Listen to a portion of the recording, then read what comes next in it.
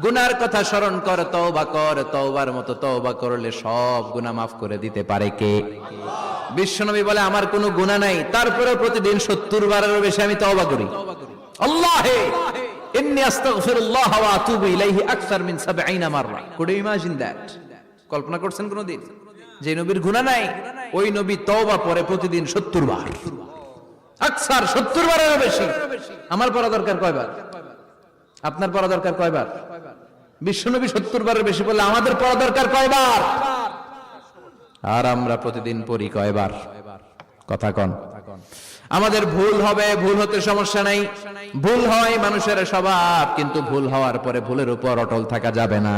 শয়তান আর মানুষের মধ্যে এই মৌলিক পার্থক্য। শয়তান ভুল করে ভুলের উপরে আছে, ঠিক কিনা? ক্ষমা চায় নাই, কিন্তু আমরা সকালে ভুল করলে দুপুরে মাপ চাই কার কাছে? 19 সালে ভুল করলে